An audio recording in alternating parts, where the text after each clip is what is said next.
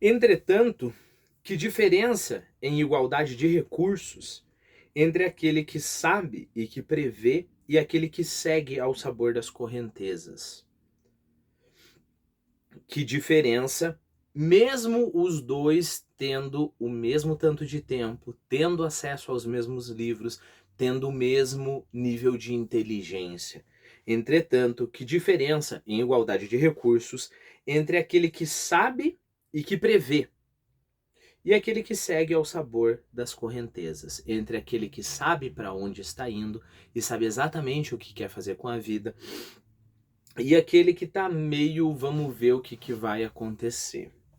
O gênio é uma longa paciência, mas uma paciência organizada e inteligente.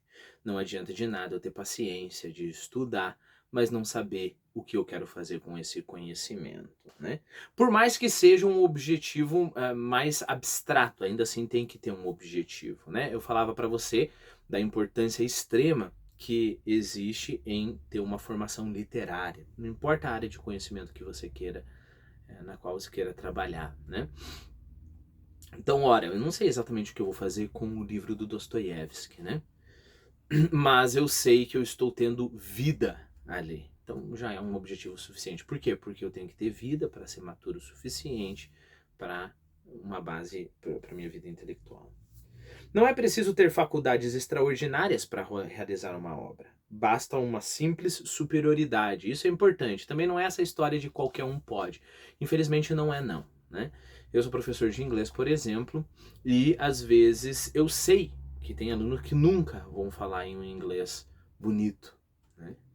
E é baseado nessa ciência é que eu vou tentar que ele consiga, no mínimo, tendo 10 vezes o mesmo trabalho, ter um inglês aceitável, né? Um inglês pelo menos de comunicação, tendo 10 vezes o mesmo trabalho.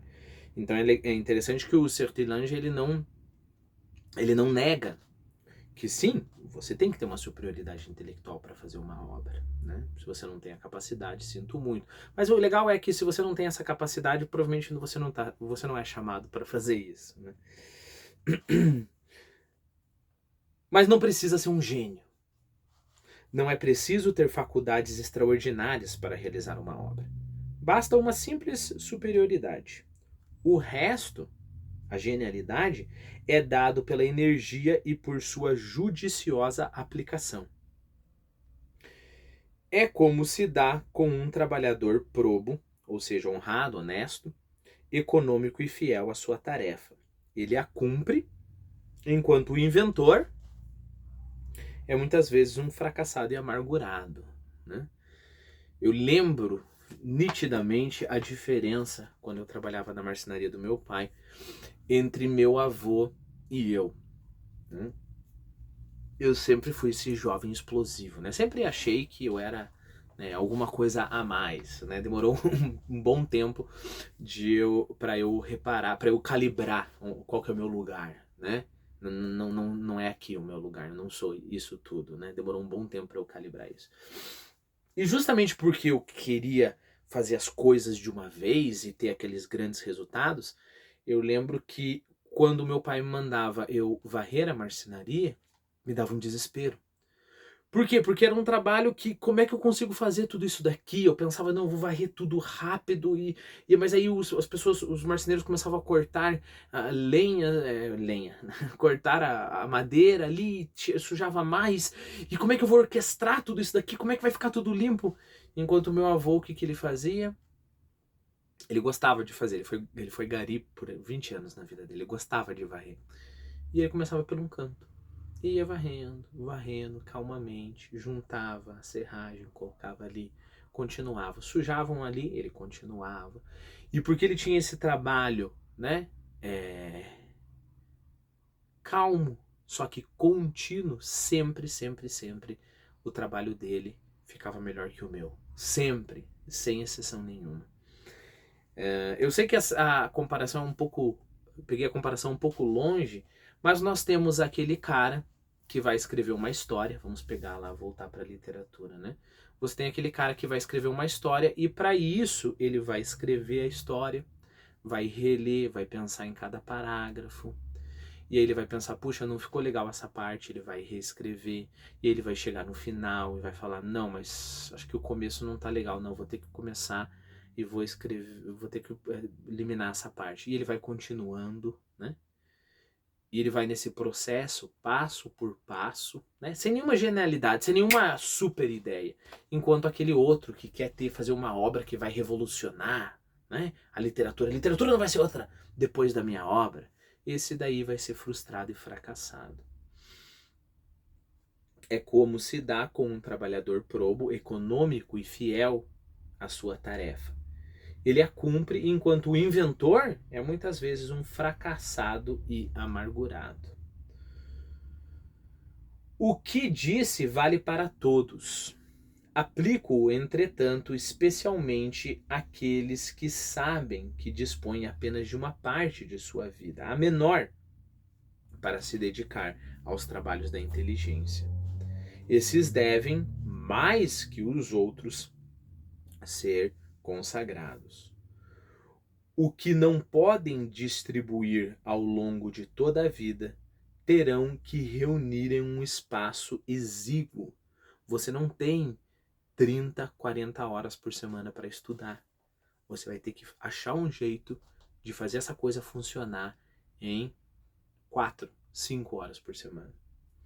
O ascetismo especial e a heróica virtude do trabalho intelectual deverão ser seu exercício cotidiano.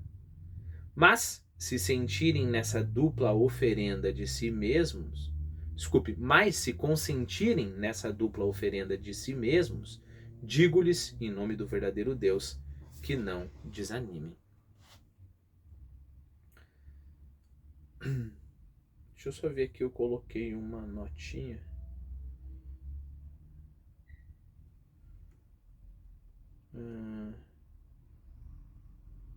Não, eu acho que tem uma notinha aqui.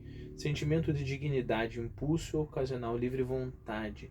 Ah, ok. Lembra que no vídeo passado eu falei sobre capricho, né? Só o capricho pode ser sentimento de dignidade, significado esse que a gente não precisou. Impulso ocasional de livre vontade e manifestação de originalidade, extravagância, né? Vontade repentina, sem justificativa. Então é nesse sentido que o Sertian está usando capricho, né? Então você caprichosamente você vai lá, tem um impulso, faz isso e faz aquilo. E o impulso que eu falei que é um impulso digno é aquele o impulso caprichoso no sentido talvez mais popular da palavra, não sei, que é você fazer com muito cuidado, né? Você aplicar toda a atenção. Bom, fechei o parênteses só porque estava essa notinha aqui. Vamos lá. Mas se consentirem nessa dupla oferenda de si mesmo, digo-lhes em nome do verdadeiro Deus que não desanime. Se não é preciso gênio para produzir, é ainda menos necessário ter plena liberdade. Para produzir, não é necessário ser um gênio. Para produzir, não é necessário ter plena liberdade. Mais ainda, a plena liberdade, tem armadilhas que as obrigações rigorosas podem ajudar a vencer. Lembra daquela parte dos irmãos Karamazov? Que nós vimos que o jovem está pronto a dar a sua vida, mas não está pronto lá a se dedicar a uma doutrina difícil e severa, né? Essa doutrina difícil e severa, que vai colocar um monte de empecilhos para essa tua vida livre, 7 dias por semana eu posso estudar e posso fazer meu trabalho intelectual. Essa disciplina imposta num mosteiro, como é o caso dos irmãos Karamazov, ou pelo teu trabalho, pela tua família, pelas coisas que você não pode fugir se você não for um covarde, né? Isso vai te ajudar nas suas forças. Okay? Se você tem a vida inteira se abrindo sem nenhum obstáculo perante você, Se você tem o tempo se abrindo infinitamente perante você, se abre perante você também várias armadilhas. Isso é extremamente importante você saber. E se você tem obrigações rigorosas, esses obstáculos são vencidos mais facilmente. Uma corrente comprimida por margens estreitas chegará mais longe. A disciplina de um ofício é uma grande escola. Ensina o homem de estudos a ampliar suas possibilidades.